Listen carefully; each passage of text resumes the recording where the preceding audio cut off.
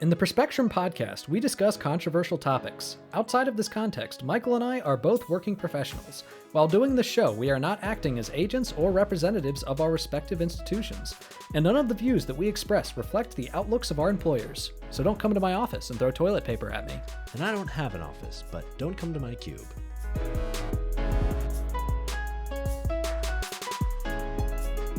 Welcome to the Perspectrum. I'm Nathan Seelove. And I'm Michael Bloom. And we have a super exciting episode to share with you all today.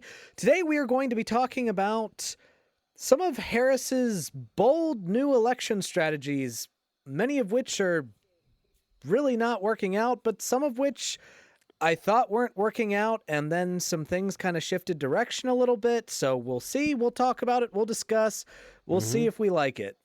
And then we're going to discuss why Trump still sucks. Yeah, absolutely. Yeah, we're at this point in time where no matter how we feel about Harris, she's still, way ahead of Trump in pretty much every way. Yeah. And we can't lose sight of that. And we all have to continue to emphasize to those around us that Trump is just the worst, and Harris is really the one that we have to elect.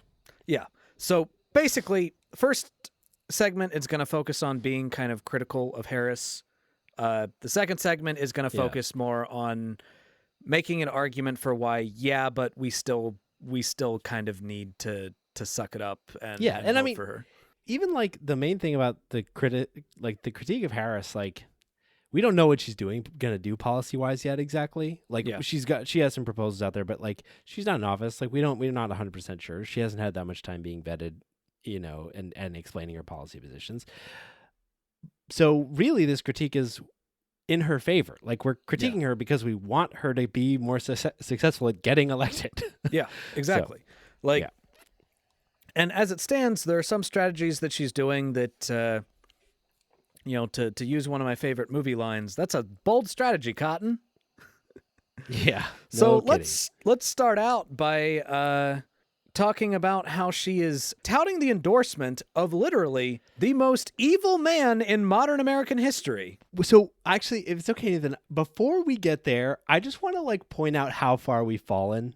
Because I don't know, because I feel like putting that in that contrast just makes such a difference. Because it's she had it, she was there, she had it figured out, and she doesn't seem to be able to hold on to it, and that would bring us to this endorsement, which I think really caps off the descent that we've seen. So we're talking someone that last year at this time, had the lowest approval rating of any vice president since they started taking approval ratings of vice presidents.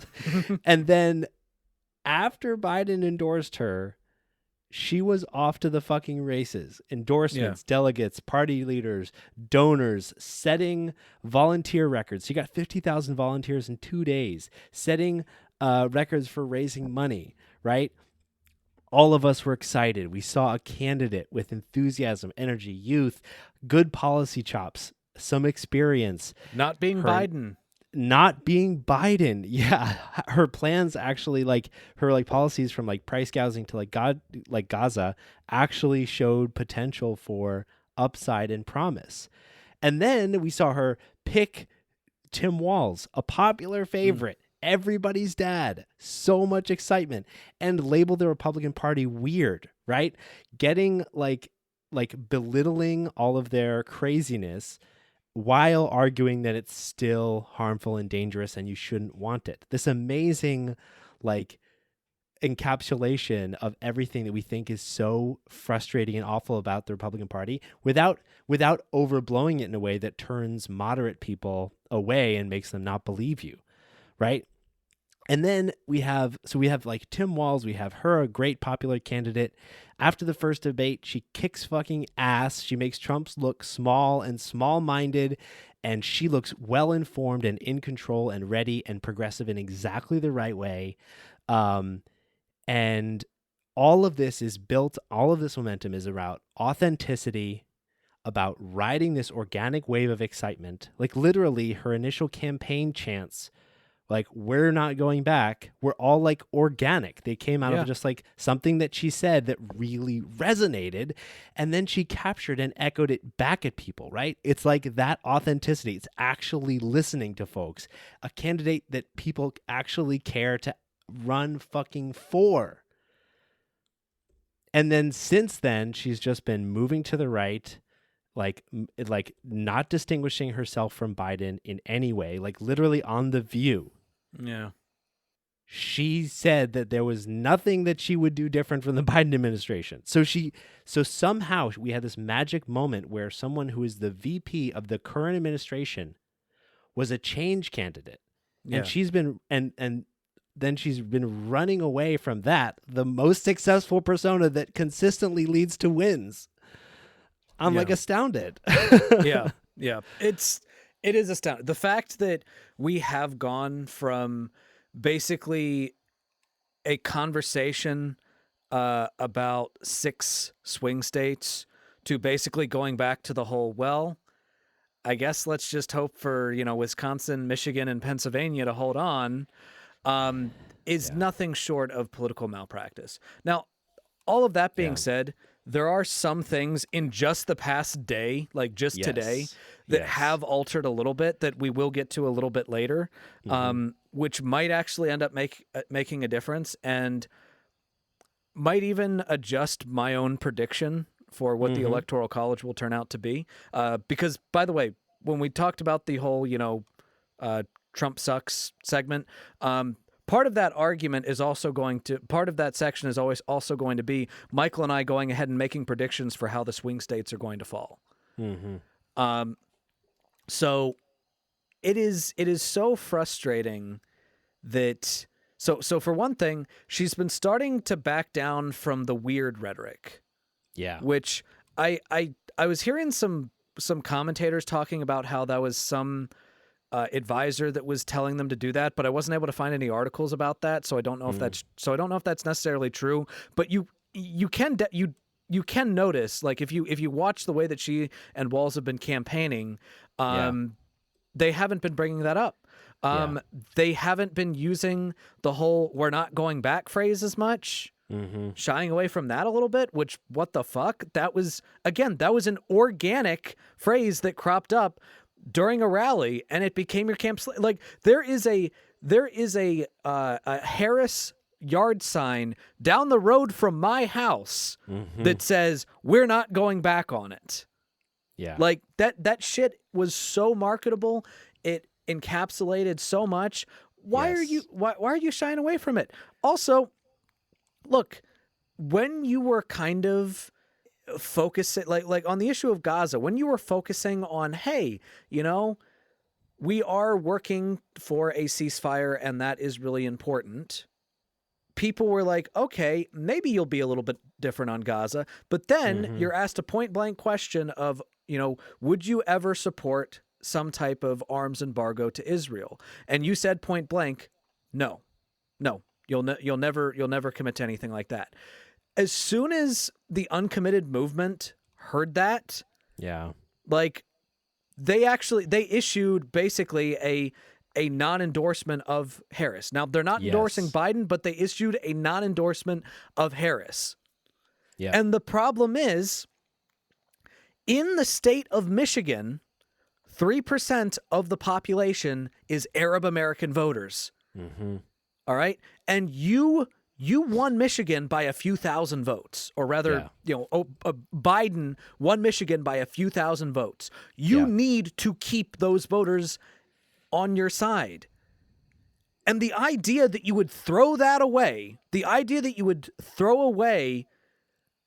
a significant portion of your base of support, people that should basically be thought of as like default voters for you.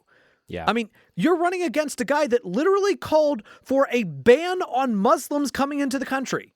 Yep. Like, there is no fucking reason why you should in any way be like, why it should even be a second thought for Arab Americans to vote for you. But because of the fact that there is a significant number of Arab Americans in the state of Michigan whose families are actually being killed by the weapons that Biden is sending to Gaza. Yep. that you are saying that you will not refrain from. Like, what the fuck are they supposed to do? No, I totally agree. And I think that's the thing. Like the battle of this election is is against people staying home, Yeah. right? Because like the people we're fighting over or voting third party, the people we're fighting for are just generally, we're not getting the people that are already decided in favor of Trump, Yeah. right? We're getting the people that are in the middle, and that means that like it's about inspiration to those people for a couple of reasons. One about your point about like Arab Americans in Michigan, which I think is so important. Like two prominent Arab American groups, the Arab American PAC and the Arab American News, came out and said that they're not endorsing any candidate. The Arab American News publisher, Osama Siblani, said, quote, "We are asking them to skip. Both candidates, Trump and Harris, do not meet our expectations." And to your point, you said 3% of the population in Michigan is Arab American. Yeah. Currently, according to a recent poll, 40% of Muslim voters in Michigan are planning to vote for Jill Stein. Mm. Yeah. Versus 12% for Harris and listen, 18% for Trump. And listen, you cannot blame Jill Stein for that. No, you can't. You can't.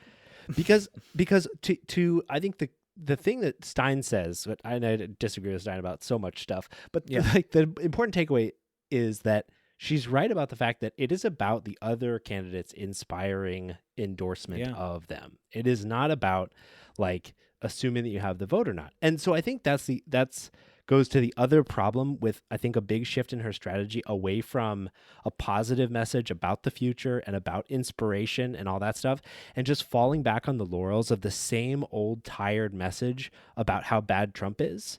Yeah. Which is like the reason she's been emphasizing all of the Trump cabinet folks, like generals and cabinet members and stuff, who are now against Trump and endorsing Harris. It's the reason that she's touting both Cheney endorsements and all that stuff, is because she's trying to like fall back on this big anti-Trump case, right? And that's like, obviously that's true. It's a huge priority, maybe the priority to beat Trump.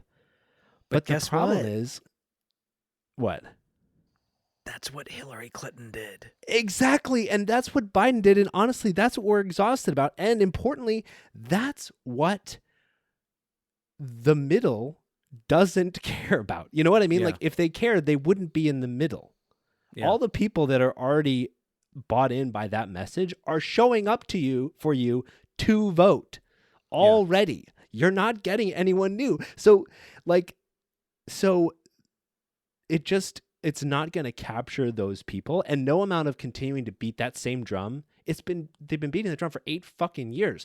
No amount of beating that drum is going to catch these people's attention. Plus, the kryptonite to a strategy of Trump is bad is exactly the strategy that his campaign is trying to implement.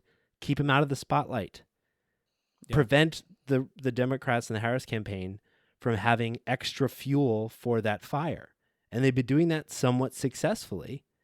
The other thing is, what do you do in response to fear?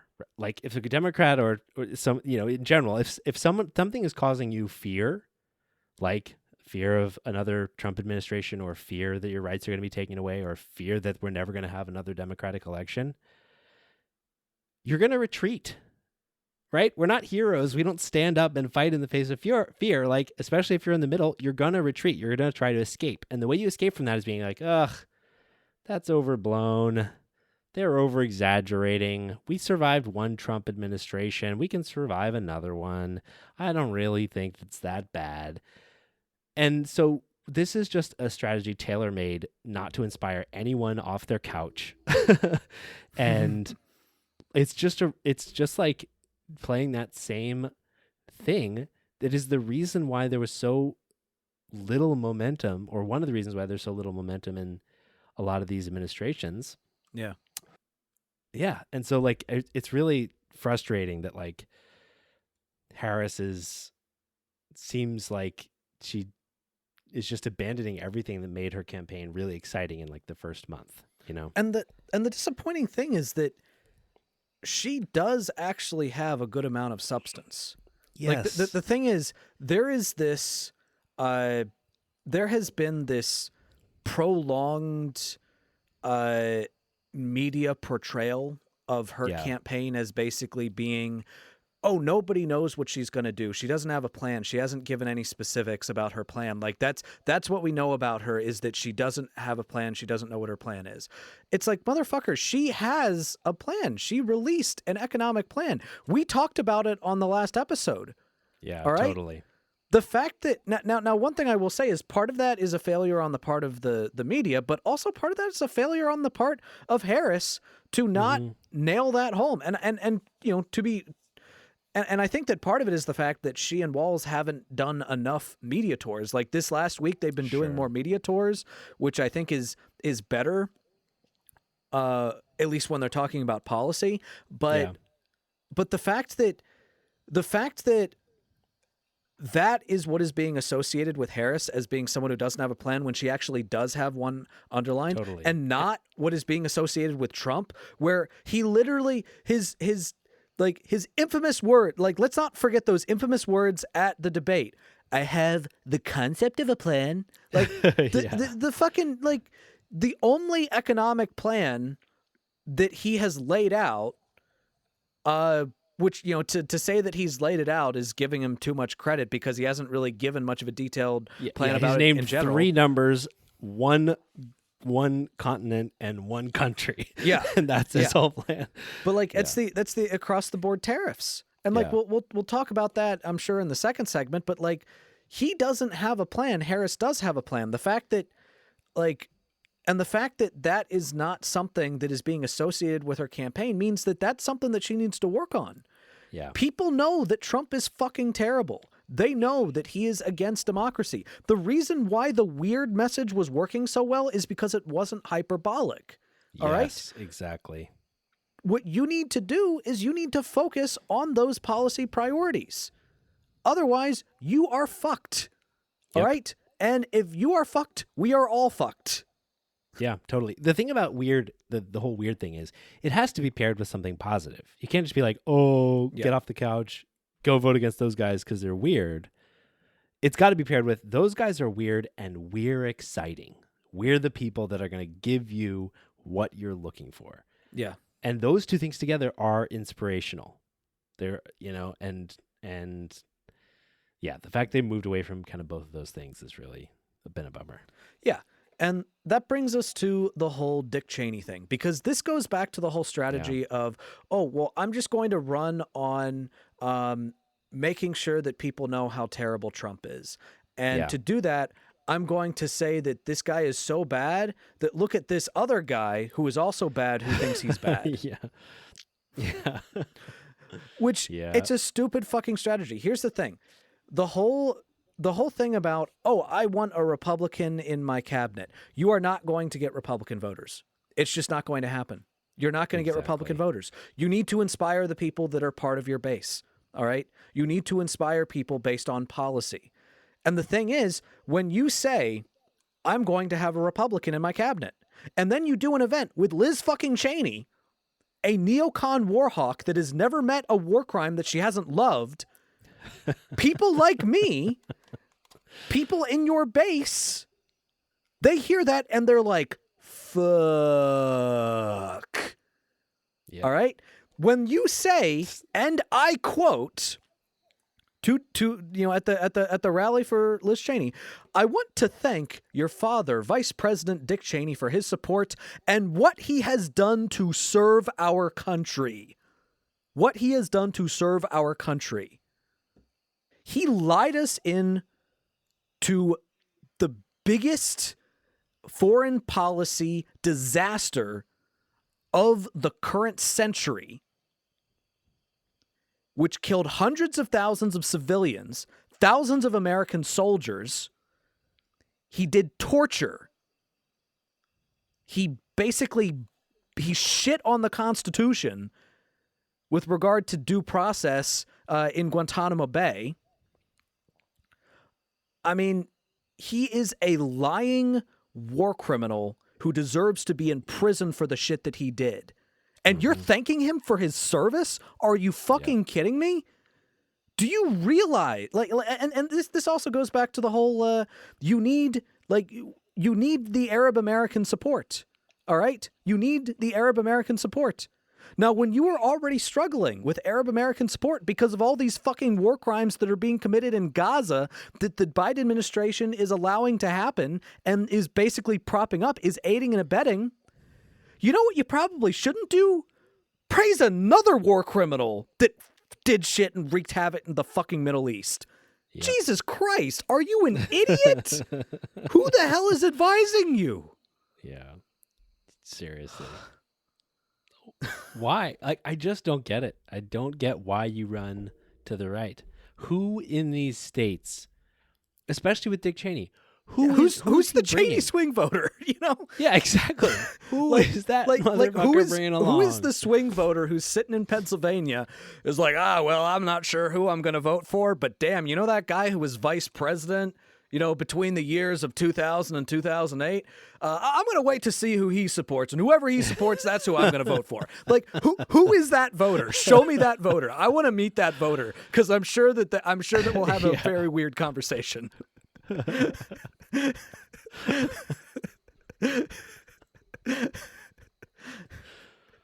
here's the other thing, and I want to end on kind of a more positive note. Mm-hmm. There have been some recent instances in which there does seem to be some movement in the right direction on a lot of these issues. First off, there is the fact that she did an interview with Bret Baier on Fox News in which, in contradiction to what she previously said about how she doesn't think that she would do anything different in terms of Biden. On this, she said, quote, "My presidency would not be a continuation of Joe Biden's presidency." And every new president that comes to office, and like every new president that comes to office, I will bring my life experience and professional experience to the job. I represent a new generation of leadership. Yes. Hallelujah. That is the shit that you need to be saying. All right. You need to be emphasizing your differences with Joe Biden. Now, I think that she should be more specific, maybe talk about some of the policies that she supports that Biden didn't necessarily support. And the thing is, Biden basically gave her his blessing to do that. Like, he basically said, she's her own candidate. She's going to be different for me. Like, he basically straight up gave her his blessing for that. So you should really emphasize those differences. And when people come at you and they say, well, you've been vice president, why haven't you pushed for these? First, point out the fact that you're vice president. Second, point out the fact that a lot of these economic policies that you are pushing for, even if you were president, you couldn't necessarily implement them without Congress. Which means that part of that campaign message for a lot of those policies need to be, not only do you need to vote for me as Harris, you need to vote for those down ballot races as well, so we can actually get this agenda passed in the first place, because the Senate is on a razor thin margin right now. All right.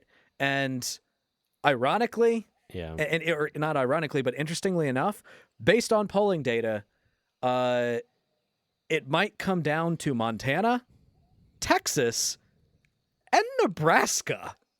Which, what the fuck?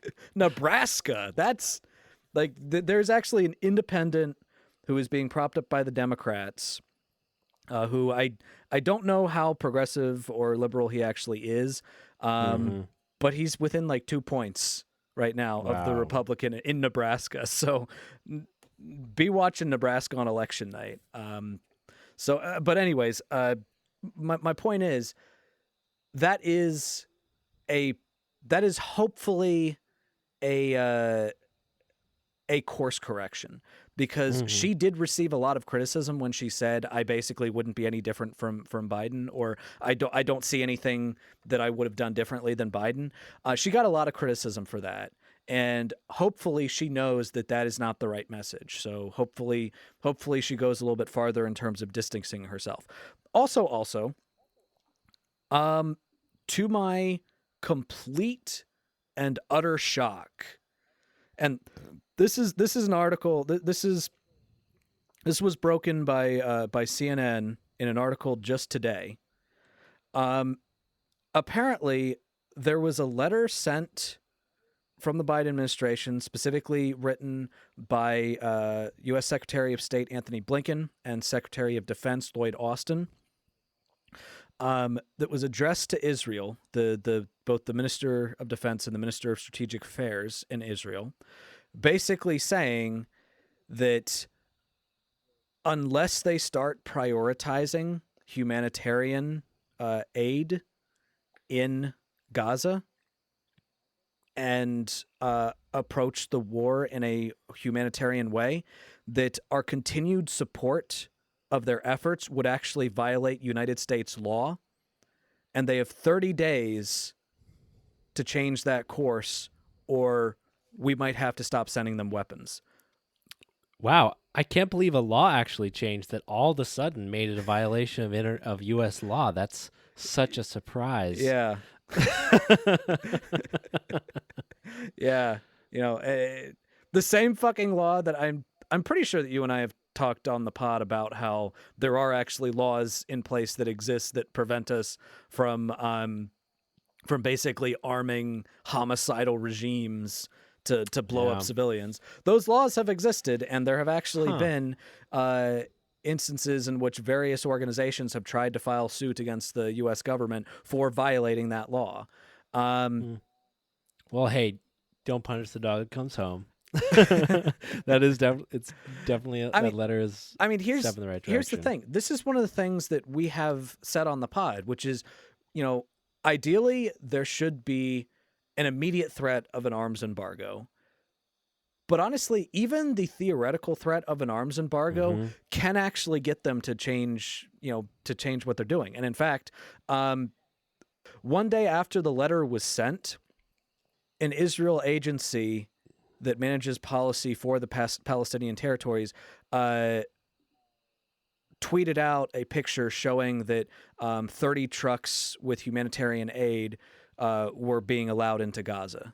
Like, there you go.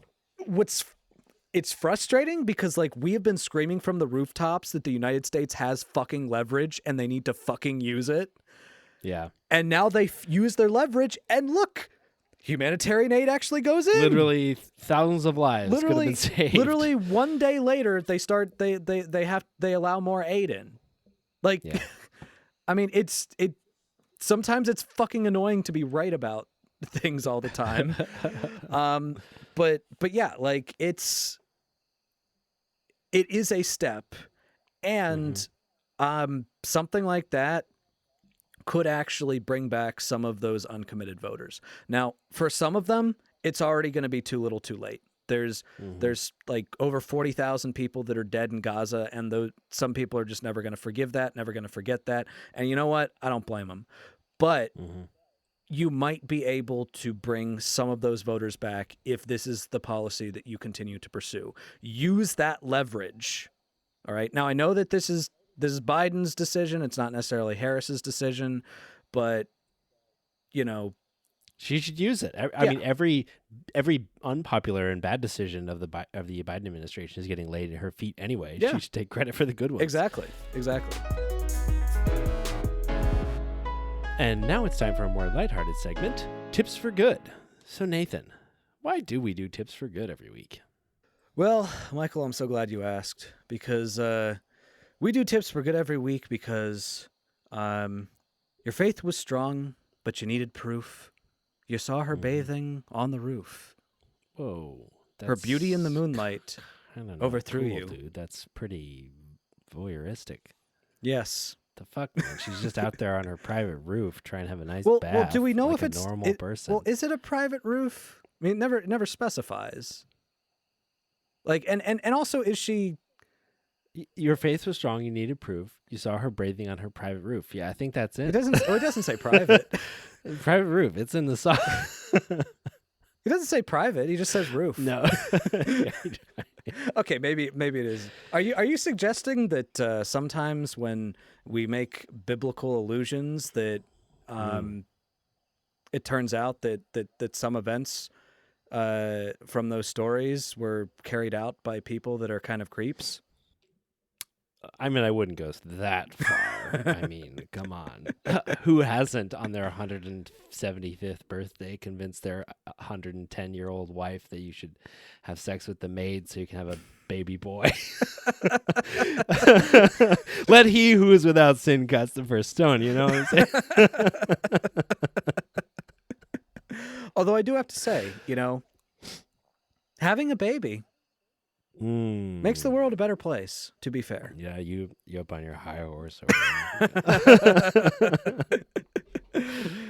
So maybe we should just do that then. If babies make the world a better place, we should just all have babies. So that way whoa. we're not all childless cat ladies.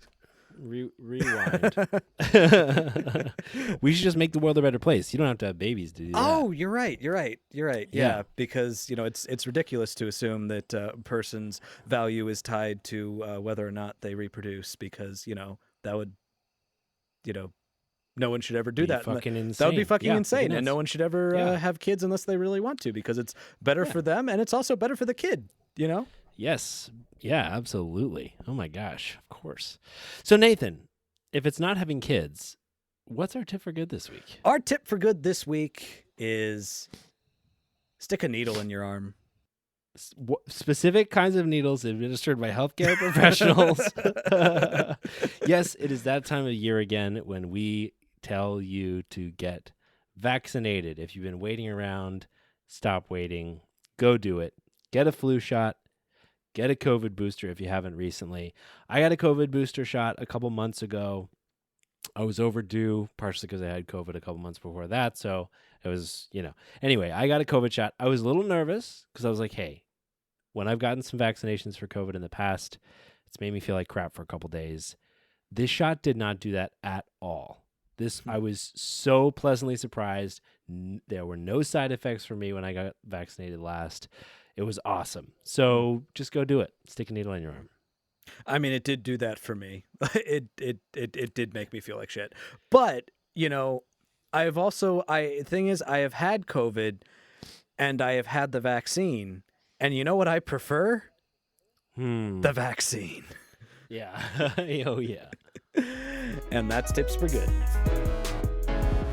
So now that we've spent half an hour shitting on the Kamala Harris campaign, we have to switch gears, because really that whole segment was about how we're pulling our hair out over here because we want Kamala Harris to be elected and we want to make sure that she gets into office, and we just want to see her in that role and give herself the best chance of getting elected. And there's a really good reason for that. I know we talked about how the most convincing thing is not for moderate people is maybe not to talk about how shitty Trump is, but guys, Trump is really shitty and we have to talk about it. Well, the thing is, he's also not just shitty because of bad temperament. He's also shitty just because of bad policy. Yes. Bad policy proposals, bad policies that he's implemented in the past, and bad policies that we're unclear about whether or not he's going to try to implement in the future. I mean, consider our biggest criticisms of the Biden-Harris administration. It's their handling of Israel, right? The Israel-Gaza conflict. Donald Trump accepted $100 million from a mega donor named Miriam Adelson, which some of you might recognize that name as the widow of Sheldon Adelson, who was a very prominent GOP donor for a very long time. And one of the things that she is calling for is for Israel to be allowed to annex the West Bank. Fuck. That And is she is a awful. massive donor to Trump. And the thing is, the reason why people donate a massive amount to a campaign is because they expect a return on their investment.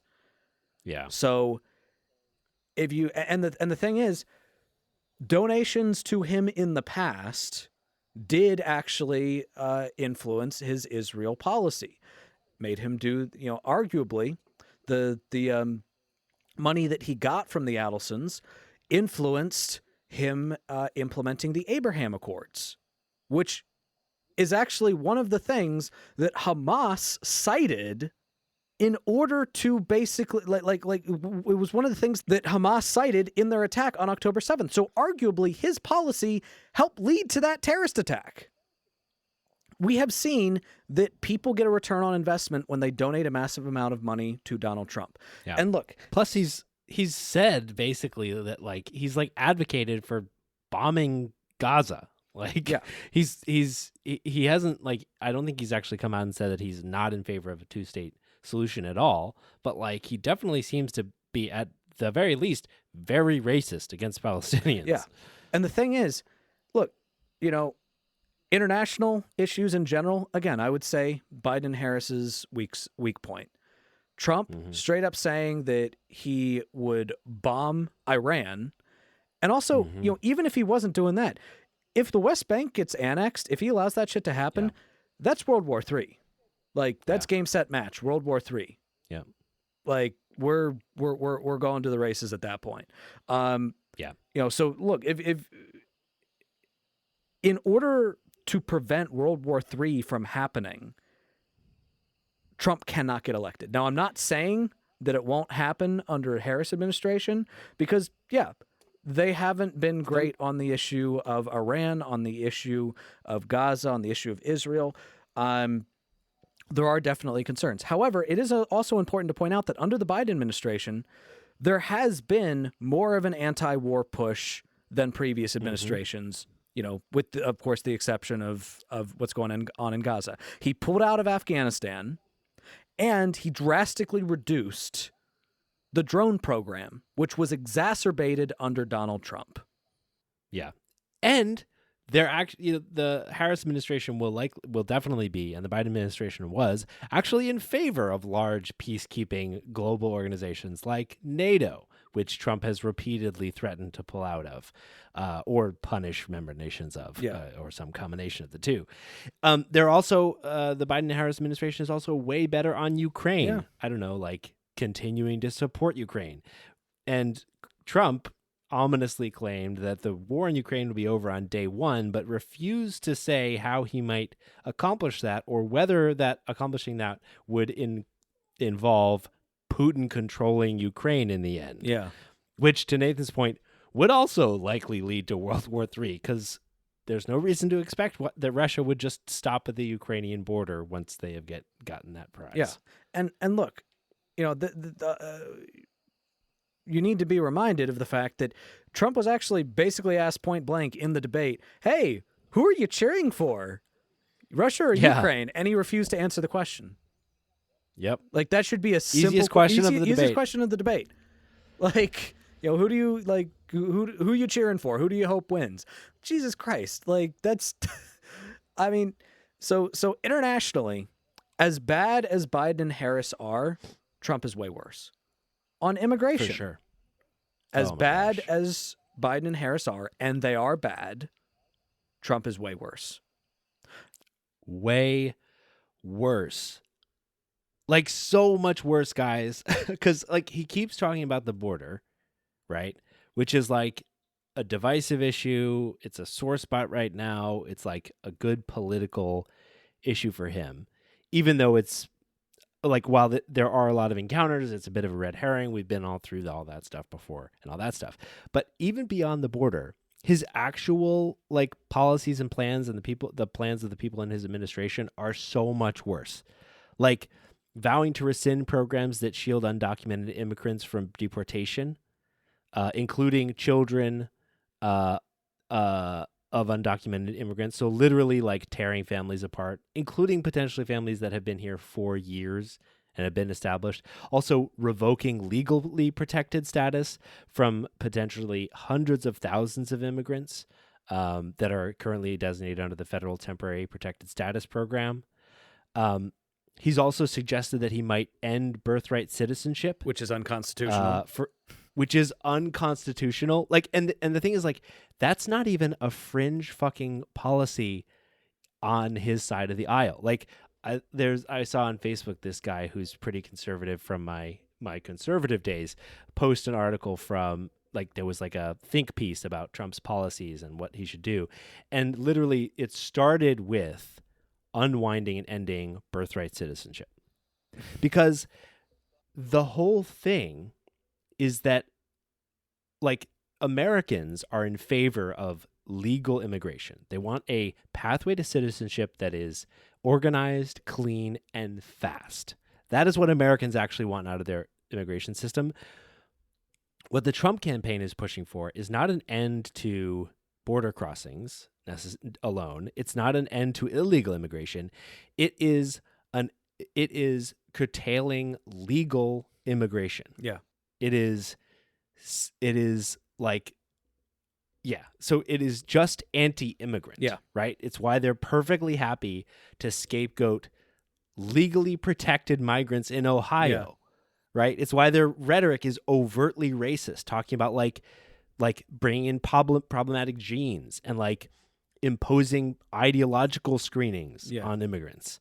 Like, it is about migration. It is about, like, their perspective that immigrants pollute America. Yeah. So the border is just their political ticket to getting elected. What they want to do with immigration is end it. Yeah. Yeah. And he's also floated the idea of revoking the visas of immigrants that protest Israel. Yeah. Which is just blatantly against the First Amendment. Now, what he claims is, oh, well, we're going to be revoking the visas of people that support terrorist organizations like Hamas. But here's the thing. Kamala Harris, who we criticize for being too pro-Israel, because she is too pro-Israel, who occasionally offers moderate criticisms of the way they go about doing it, for those simple, tiny criticisms, Trump labels her as pro-Hamas. All right? Trump labels her as pro-Hamas. Now, if he labels her as pro-Hamas, then what's he going to label people that are calling for an arms embargo? Of course he's going to label them as pro-Hamas. So when he argues, oh, we're going to deport people because we're going to rescind visas of people that protest that are pro-terrorist or whatever, that are supporting terrorist organizations. What he means is that if they criticize Israel at all, if they call for an arms embargo, that means effectively that's pro-terrorist, and he's going to rescind their visas, which is just blatantly against the First Amendment. So that is a way in which, on the issue of both Israel, Gaza, and on the issue of immigration, he is way worse than Harris. And democracy. just democracy in general. Like, holy shit. And even kind of looking at some other issues, in which there are actually very clear ways in which the Harris administration could actually herald some workable change. I want to draw your attention to the ages of the current justices on the Supreme Court. So, as it stands, Clarence Thomas, who I would just like to point out, Clarence Thomas was appointed by Bush. And when I say Bush, I don't mean the Bush that you're probably thinking of. I don't mean W. Bush. I mean H.W. Bush. He has been on the Supreme Court for 32 years. Currently, he is 76 years old. All right. Samuel Alito.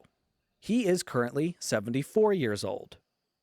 Now, it is not unreasonable to assume that the next president will pick their replacements. That is not an unreasonable assumption. All right. If their replacements are picked by Donald Trump, then that will secure a conservative Supreme Court supermajority on the court for basically the rest of Michael's and my life. Or most of the rest of Michael's and my life. And here's the thing. One of the things that I often criticize Harris and Biden over is, of course, corruption, money in politics, all right, super PAC donations. But here's the thing. Super PAC donations, they're allowed because of a Supreme Court case. It was the Citizens United Supreme Court case. In that Supreme Court case, it was a 5-4 decision to basically say that if you're a corporation, you're basically a person. And money is free speech, which means that corporations can pile in ungodly amounts of money, as much money as they want, in order to support campaigns. And effectively, this created a system of legalized bribery. Now, the only way to overturn that, well, or I should say there's two ways to overturn Citizens United in order to finally, get rid of that ridiculous standard. Number one, a constitutional amendment. The last time a constitutional amendment happened, hey, Michael, do you remember when it happened? Like 1919. I mean, not quite that long ago, but like the point is, Michael and I don't remember it. It didn't happen in our lifetime. All right? The odds of a constitutional amendment being passed are basically the odds of cows sprouting wings and flying into space and colonizing the moon. All right? What might actually happen, though, the other thing that could potentially overturn Citizens United is another Supreme Court case. Now, in the original Citizens United decision, the 5 justices that voted to affirm, that voted in the majority opinion, were all appointed by Republicans. The 4 justices, well, 3 of the 4 justices that voted against it were appointed by Democrats. One of them was appointed by a Republican. So with that in mind, and by the way, one of those justices is actually still on the Supreme Court, Sotomayor.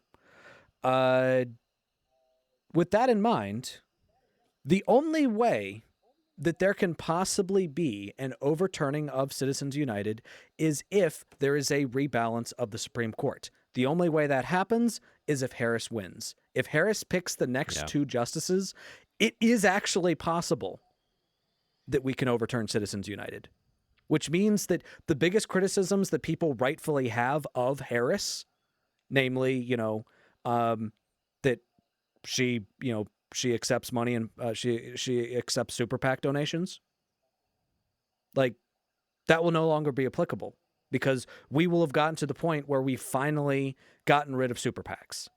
So that right there, I think, is the strongest argument in favor of making sure that Harris wins. Because on top of that, so much of the corruption in politics and so much of what is wrong in politics comes down to that. International issues, all right? We will become much less aggressive in foreign conflicts if we reduce money in politics, if we get money out of politics. Because the biggest reason why we're always going into wars, the biggest reason why, despite the fact that there is bipartisan support among regular voters that is against war, but somehow there is bipartisan support for war among elected officials, despite the fact that it's a common understanding among most people that we have a bloated military budget, and yet Democrats and Republicans time and time again continue to vote to increase the fucking military budget. The reason why they do that is because a lot of them are bought and paid for by defense contractors. And the reason why they're able to do that is because of super PACs, is because of Citizens United. So even the issue of Israel and Gaza could be like conflicts like that could potentially be prevented in the future by a Harris administration that appoints Supreme Court justices, that overturns Citizens United, and gets money out of politics. Now, there's a lot of what ifs. I understand that. Yeah. However, I can guarantee you this. Trump gets elected day one. Maybe not day one, but like in the first year of him being elected, Thomas is going to retire. And soon after that, Alito is going to retire. I can almost guarantee you that that's going to happen. And if he picks their replacements, then, super PACs are here to stay. Yeah. No kidding. And a quick contrast on the economy. The economy has been front and center for this election so far. And the contrast between Trump and Harris couldn't be more stark. But we have to talk about it because it is so important.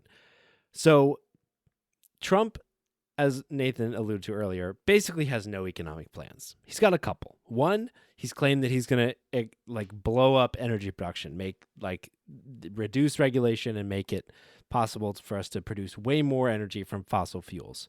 So one, aside from, more quickly destroying the planet, which is kind of a medium-term problem, it may help a little bit on inflation, maybe, but primarily with energy, but that's like his only plan to address costs, which is like cost of energy is at the top of like no one's list in terms of like the costs that have been the most onerous during the inflationary period.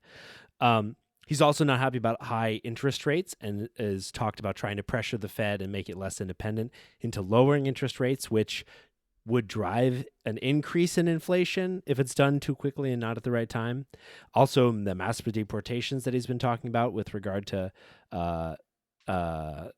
immigration and what he claims is illegal immigration would almost certainly raise costs and hurt the U.S. economy. And his only real plans are to extend his tax cuts that primarily go to the wealthy and to apply a blanket tariffs on foreign goods of 10 to 20% on virtually all imported goods, plus a 60% tariff on all goods from China, which economists predict will cost the average American family about more than $4,000 more per year. So all of his economic plans are to help the super rich and to hurt the and like drive cost increases and basically hurt the middle class. So in contrast, of course, Harris's planned middle tax relief, tax relief for having kids, support for building and buying new homes, anti-price gouging measures, tax cuts for the middle class, tax breaks for entrepreneurs and small businesses, eliminating tax on tips, and trying to get corporations and the ultra-wealthy to pay their fair share. Now, I think it's really important when we talk about this to get ahead of the response when we talk about all the good stuff that Harris is going to do that you're going to hear from your Trump curious uncle. He's going to say, well, all that stuff from Harris sounds good, but come on, dude, the deficit. What the deficit? So Trump's garbage couple of policies, right? Tariffs and tax increases for the wealthy, all that trash, which is not going to help anybody, right, will still cost us $7.5 trillion over 10 years.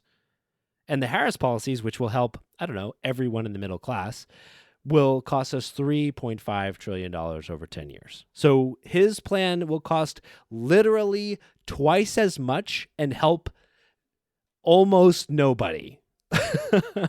So yes, it does. If you're fiscally conservative, the increase from both candidates maybe is annoying to you. But Trump's increase is more than twice Harris's increase, and we get nothing from his increase. That's the thing. Like, all borrowing from the U.S. government is a bet that our economy is going to grow in the future so we can pay off our debts in the future, right? So which do we think is going to actually drive more future growth? Just lining the pockets of super wealthy people and corporations while we jack up the costs of on Americans by increasing the cost of imported goods? So is that going to drive the growth for our economy that will pay for the $7.5 trillion in increased deficit? Or is supercharging the middle class, reducing costs for them, putting more money in their pocket to grow wealth and save, enabling the middle class to buy homes, building more homes, building small businesses, driving entrepreneurship and growth, enabling immigration and paths to citizenship that would allow immigrants who are more likely to open a small business and employ people and raise wages? Or is that going to drive growth? So it's about which bet you want to make. And Trump's a shitty bet. So I'm shocked. Shocked. So is Trump going to win? Well, your pause is unnerving. so let's go through the states. So normally we do a pretty in-depth analysis of various different states. In the interest of keeping this episode fairly not forever, we're going to focus on the 6 states that actually matter. Because, we have an electoral college, and the electoral college is our outdated, archaic system that basically means that there's only 6 states that candidates are going to visit, and that's it. So we're operating under the assumption that even a lot of the states that might not necessarily be considered safe, but are probably in the likely category, are going to their respective parties. So Virginia, we're just going to say that's likely blue. We're going to assume that Democrats are going to win Virginia. Texas, we're going to assume that that's going to Republicans. Florida, we're going to assume that's going to Republicans. Minnesota, we're assuming that's going to go to Democrats. New Hampshire, we're assuming that's going to go to Democrats. Ohio, we're assuming that's going to go to Republicans. So that brings us to the 6 states. The Wisconsin, Michigan, Pennsylvania, North Carolina. 7 states, actually, if you count Nevada. Georgia, Arizona, and Nevada. So 7 states, rather. So let's go through and let's classify these and predict where they're going to fall. What state do you want to start with, Michael? Why don't we start with Michigan? Because we have talked a lot about Michigan. Now, here's what I will say. The polling is a lot closer than it should be in Michigan, which is concerning. In the end, I have 2 predictions about Michigan. I think that it will go to Harris. My prediction is that it does go to Harris. However, despite the fact that in most elections it has been the bluest of the swing states, it is going to be the closest this time. It is going to be closer than any of the other swing states. That is my prediction. Yeah, I'm thinking something very similar. I would say definitely. Not definitely. I think that it's going to go to Harris, but nothing is sure. And I would not be surprised if it was like an under 1% difference. I absolutely think it's going to be an under 1%. Yeah. Next. All right, so that's 15 votes then. Yeah. 15 electoral votes for Harris then. Let's talk about Wisconsin for a second. Wisconsin, I actually think normally in terms of the swing states, it is Wisconsin is the closest one. I actually think that it's going to be a little bit more in favor of Harris this time. I think that a lot of the pro-union sentiment behind her campaign is going to really help her. And I think, I think that I think that Wisconsin is going to be more decisive than Michigan, and I think it's also going to be more decisive than Pennsylvania. Yeah. So for 10 electoral votes, I'm leaning that way as well. The Times aggregated poll has Harris at 49 and Trump at 48. 538 has Harris at 47.9 and Trump at 47.3, so pretty close. And then the betting markets have Kamala at 48 and Trump at 47.4. So all kind of leaning in her direction, but not by that much. So I think you're right. So next, Pennsylvania. Yep. 19 electoral votes. Almost twice Wisconsin. This is crazy. So Pennsylvania, I am also putting in the Harris category. It is going to be close, but I am putting it in the Harris category. And the reason why I'm putting it in the Harris category is, not just because the polling average has her ahead, but there has been a record amount of early voting that is concentrated in Democratic areas within Pennsylvania. Nice. That is what you want to see. Yes, we have some. Basically, if we assume, obviously nothing's been counted yet, except for the fact that they've been receiving ballots. So if we assume that there's a bunch of volume and it's coming from those states, that's a good, or those Democratic areas. And we also know that Democrats are more likely to vote by mail because Trump decided, hey, I am running for office. You know what I should do? I should reduce the options of my voters for how they can vote for me by telling them, hey, don't vote for me by mail or don't do early voting. Make sure you vote on election day because otherwise it's flawed. Brilliant. He's a brilliant dude. Yeah, that makes sense. And similar to the other two states, the aggregated polling from the Times has Harris at 49 to Trump's 48. 538 has Harris at 48 to Trump's 47.3. Betting markets have Kamala at 48 to Trump's 47.4. So super similar to like Wisconsin and Michigan. We're talking about one like tops at most like 1%. Plus the margin of error in most of these polls is like 3%. So we're like well within the margin in all three of these states, and the lean towards Harris is slight, but basically pretty close to tied with a slight lean. And at this point, Harris has already won. Like winning Pennsylvania, Wisconsin, and Michigan brings her up to 270, which is what she needs to win. So let's see if she's able to expand that at all. Let's talk about Nevada. Here's the thing about Nevada. Polls are showing her on average up. And historically, polls have actually underestimated Democrats in various different elections. Remember, Hillary Clinton won Nevada despite losing the election. And also, not only does Nevada have a history of underestimating the Democratic vote, ever since the Dobbs decision, pretty much all polls have underestimated the Democratic vote. So like in 2020, polls underestimated the Democratic vote.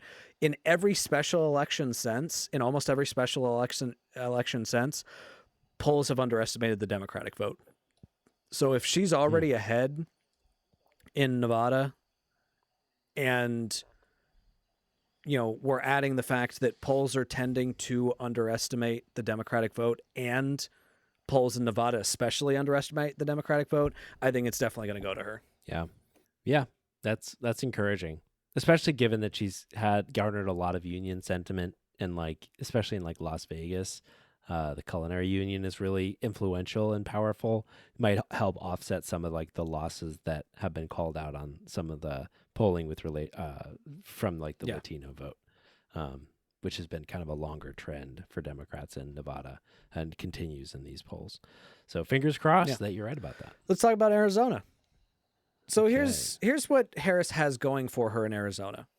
There is a ballot measure on abortion in the state, which is very likely going to increase voter turnout in her favor. Now, if you had asked me a week ago, I would have said that that's enough for me to put it in her column. And also considering the fact that, polls have tended to underestimate the Democratic vote. However, consistently, Trump has led in Arizona, and 538 average has him leading by 2. And I was, to find a poll in which she is up, you have to go back pretty far. So I will say it is within the realm of possibilities for her to get Arizona, but it's not in her category for me. What about you, Michael? Interesting. Yeah, it's pretty convincing. And obviously, like, the polls going in the wrong direction, kind of within 3 weeks, basically, of election day is not ideal. On top of the fact that polls are going towards Trump, the betting markets, which I've mentioned the betting markets a few times. These are people that bet on elections, and they're actually like pretty accurate historically. They've correctly predicted 77% of the outcomes for expected candidates over the last 35 years. So including like Obama's win in 2012, Bush's win in 2000, and like Trump's win in 2016. So these can be somewhat indicative of and pretty reliable. They favor Trump 48.2 to 47.3, which is the largest margin of either candidate in any of the swing states according to these markets. So yeah, they're definitely favoring Trump. So it makes sense to me based on what you said in that and the overall polling that Arizona looks like it's going in the wrong direction, which is a below. That's 11 electoral votes. But given as long as we get that blue wall state of Wisconsin, Michigan, Pennsylvania, obviously everything else is gravy, assuming that we get all the likely Democratic states as well. So that brings us to Georgia. So here's the case I'm going to make about Georgia. As it stands, this is also a state that has it just started early voting yesterday, as of when we're recording this, and it had a record amount of early votes. I believe it was like 250,000 for the entire state, and most of those were concentrated in heavy Democratic areas. The polls have been razor thin in Georgia. Some are showing Harris, some are showing Trump. On average, they tend to lean towards Trump. But here's the most important thing that has factored into me deciding where I'm going to classify Georgia. I am always wrong about Georgia. I have never been right about Georgia. So Georgia goes to Trump.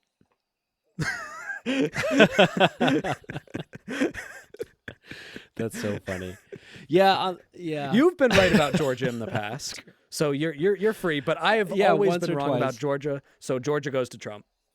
I think it's kind of going to go to Trump too, though. Unfortunately, like, I think we've been successful there in 2022 and 2020 on the back of incredibly hard work. Yeah.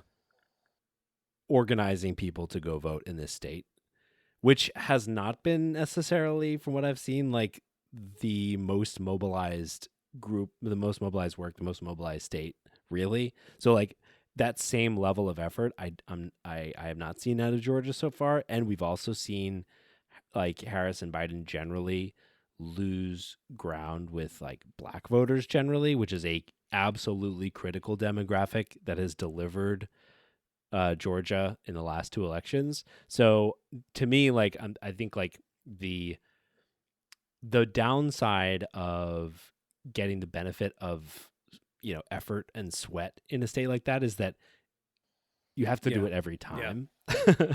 and I'm not expecting that this time. Yeah. And also let's not forget that they basically made a new rule that everything's going to have to be hand counted. Which has been shown to reduce accuracy and prolong the amount of time. So, you know, who knows what the fuck is going to happen with Georgia. So this brings us to the final state, which this one might surprise you. And that is North Carolina. So Michael, I want to hear your case on North Carolina, like where you think North Carolina is going to fall. I think North Carolina is going to go to Trump. I think it's been consistently moving red. It's leaning red this time. I think the polls are favoring Trump, as are the betting markets. I think the other thing is, like, I think some people were potentially hopeful on the fact that Mark Robinson, who's the candidate for governor, is a bit of a wild card, and he's had a ton of bad press, and the bottom has fallen out of his campaign, and Trump has been a fan of his and all that stuff. I feel like that's hurt Robinson, but I don't feel like that's been tied to Trump in any effective way. And that, you might have a bandwagon effect from a really popular candidate, right? For either president or even for governor, like benefiting other candidates on the ballot. But in this case, like Trump's not advocating for Robinson. Is not going to tank Trump's campaign. So, like, I think he was a wild card there for a second, but at this point, I don't think it's going to have much of an effect. So I think it's going to go to Trump. So we have our first disagreement. I am putting, and this is the this right here is the prediction that I'm probably the least confident about, but I'm marking myself down on it. North Carolina is going to Harris. Wow.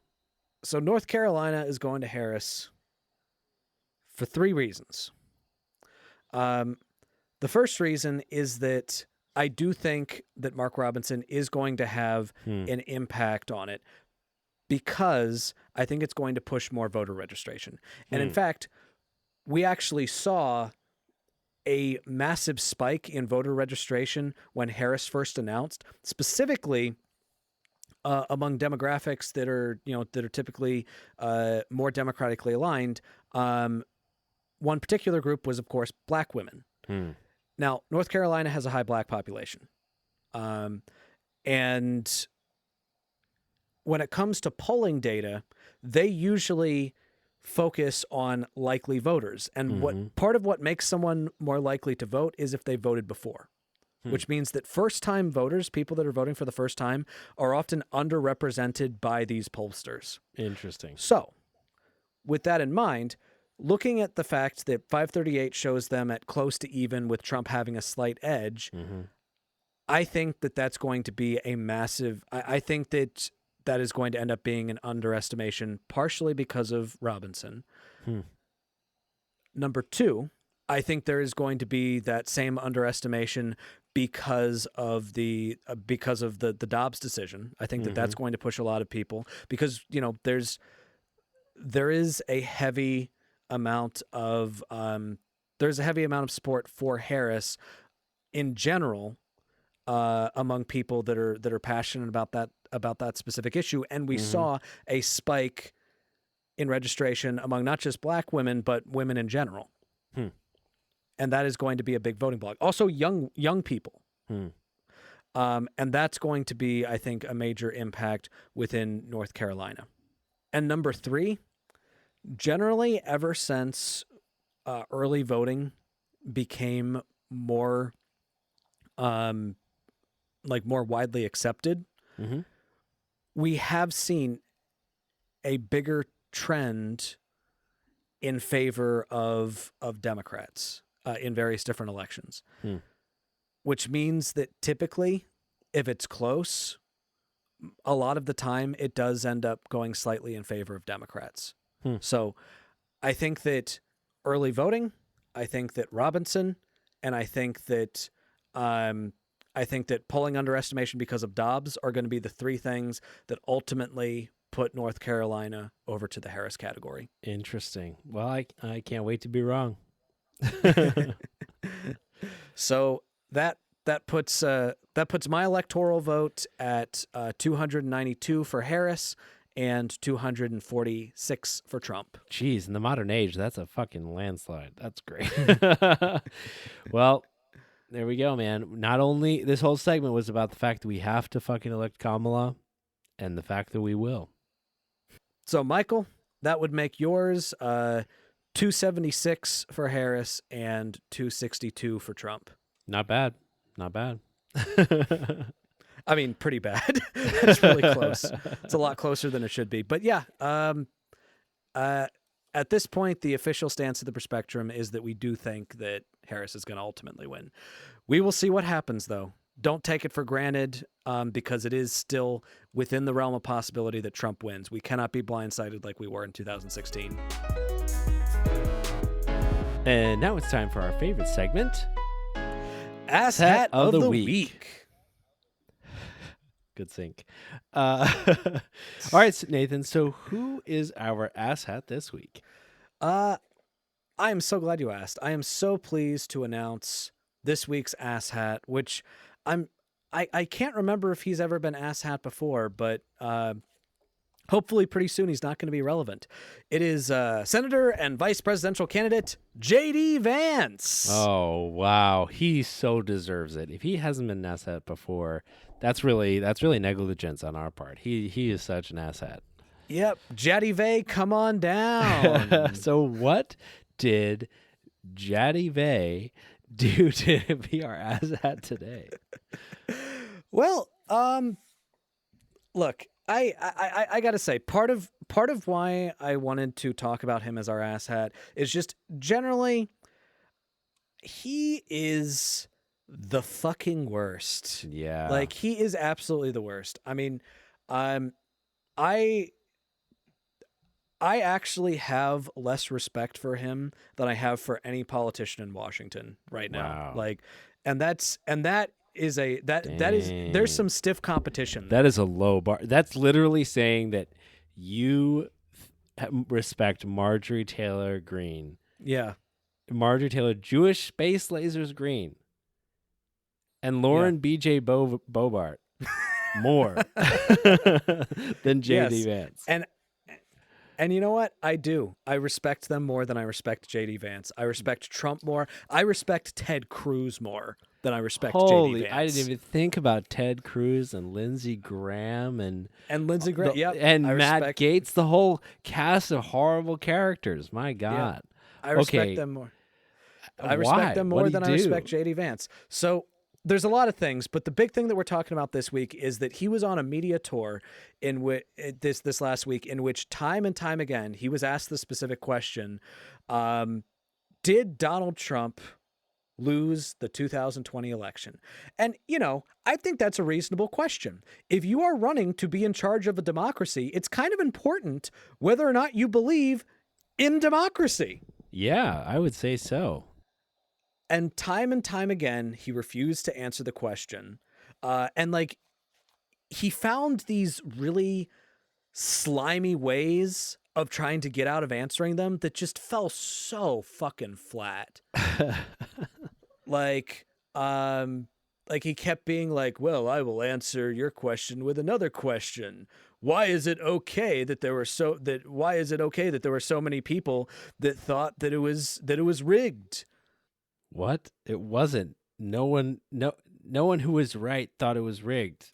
So let me. If he doesn't think it's okay that people thought it was rigged, well, maybe they shouldn't have been telling everybody that it was rigged. Yeah. Let me just read some of the responses that he had specifically to several of the instances in which he was asked point blank if the election was stolen. You've asked this question before. I've been asked this question 10 times in the past couple weeks. Of course, Donald Trump and I believe that there were problems in 2020. Now, I'd just like to point out, hey, maybe the reason why you've been asked this 10 times in the past couple of weeks is because you refuse to fucking answer the question. All right. He keeps using. Yeah, exactly. That drives me crazy when it's like, why do I keep getting asked this question? Like, it's on you guys. Why do you keep asking this? And it's like, well, have any answer, and then we'll just write that down, and then we'll be fine. We don't have to ask it anymore. Yeah. And he was pressed again, and he said, I've said repeatedly, I think the 2020 election had problems. You want to say rigged, you want to say he won, use whatever vocabulary term you want. And one of the things that he keeps coming back to is basically that the Democrats were in favor of censorship of social media stories that were critical to them, and that they colluded with social media companies in order to suppress certain stories that would have made Biden look bad. And the example that he uses specifically is the Hunter Biden thing. But the thing is, you might remember when that shit actually came out, when we actually learned the stories that Biden actually reached out to Twitter to ask, like, hey, could we not be showing these? It was dick pics. It was dick pics. Exactly. You're saying that he's actually made the claim, like, JD Vance has made the claim that he believes that the suppression of those stories by these social media companies is actually what led to Trump losing. So you're saying literally asking for the suppression of private, explicit photographs of a public figure by a social media platform. That's so reasonable. Yeah, that's the most reasonable fucking thing in the world. And to the extent that private companies decided to suppress other stories involving Hunter, look, I will say I don't think that they should have been suppressing like stories about Hunter Biden's corruption. Like I will say that like those shouldn't have been, you know, shadow banned or whatnot. I'll go ahead and say that. But the fact of the matter is, you can't call that rigging. Those are private companies. Yeah, totally. Plus, our official position on this podcast is anti-corruption. We're fine going after people for being corrupt, but you have to be specific. And also, like, Hunter's corruption does not mean that Biden is corrupt. There's no like equivalency there. Yeah. And finally, so he was asked the question by a reporter in Pennsylvania, what message do you think it sends to independent voters when you do not directly answer the question, did Donald Trump lose the 2020? Did Donald Trump lose in 2020? His answer was, on the election of 2020, I've answered this question directly a million times. No, you fucking haven't. No, I think there are serious problems in 2020. So did Donald Trump lose the election? Not by the words that I would use. That's not even really direct. Like that's the most direct you've been. And that's not even direct. God, and then he added, but look, I couldn't care less if you agree or disagree with me on this issue. Really? You're running for office, you fucking idiot. Plus like, oh, those aren't the words you would use? What are? We've been asking for the words that you would use. Yeah. And here's the thing. He knows for a fact that it wasn't stolen. He knows that it wasn't stolen, but he also cannot say that because the reason why Trump picked him in the first place is because JD Vance proved to Trump during his Senate run that he is going to be a little bitch boy that is going to do whatever the fuck Trump tells him to do so that he can get power. All right. Because remember, this guy used to be anti-Trump. And then when he was running for Senate, he knew that he would need the endorsement of Trump in order to get anywhere as a Republican. So he completely flip-flopped and started saying nice things about Trump. And at a rally that was supporting JD Vance, Trump actually said, yeah, this guy used to hate me, but, you know, then he wanted my endorsement, so now he's kissing my ass. Like, he actually said that, and JD Vance just stood on the stage and took it. That right there is why I have the least respect for this motherfucker out of any other person in politics. All right. The fact that you would cuck yourself to that extent for the sake of power, the fact that you would completely destroy the fact that you would suck out your own backbone and and turn it into a platter and then give it to Donald Trump so that he can feast upon it like some type of gourmet meal. Like the fact that there was an instance in which he was asked a direct question by an interviewer, where he was asked to respond to some of the racist shit that Laura Loomer, who is a direct advisor of Donald Trump, that Donald Trump was taking with him all around the country, racist things that she said about Indian Americans. JD Vance was asked basically a direct question like, hey, your wife is Indian American. This woman is saying racist shit against Indian Americans. Like, are you okay with that? What is your response to that? And he refused to defend his own wife. I have no respect for anybody that chooses power over family like that. All right. Yeah. For someone that refuses to defend their partner, you have no fucking, you have no principles. You have no integrity. You are the slimiest, snakiest piece of shit in Washington, and you have some stiff competition for that. So being able to pull ahead of the competition when you have some really, like, there are some really great contenders for slimiest person in Washington is nothing short of impressive. And that is what has put JD Vance on our list for asshat. So congratulations again for being our asshat of the week. And now we'll end our episode as we usually do with our highlights. So Nathan, what's your highlight this week? My highlight this week is that I am on fall break. It has been a very Nice. stressful last few weeks. It's been a nice last few weeks, but it's been a very stressful last few weeks. And I have missed spending time with my family. Mm, And it's nice uh, to actually be able to sit down and take a bit of a break. Just today, I was able to sit down and watch a Halloween movie with my family, and it was the first time I've been able to sit down and I had time to actually sit down and watch a movie with my family nice. in weeks. So I'm definitely going to be taking advantage of this fall break. Nice. That's awesome, dude. I'm Yeah, glad to hear it. yeah. What about you, Mike's? What's your highlight? I think my highlight is that after it's been 2 weeks since my nose surgery, and I'm feeling pretty good, and I can breathe through my nose. And this week I can start going back to the gym and exercising again, which is going to be so helpful. I've been really low energy and tired just because it's hard to keep your energy up when you're not being active at all. So I'm super excited to be able to get back to that. Nice.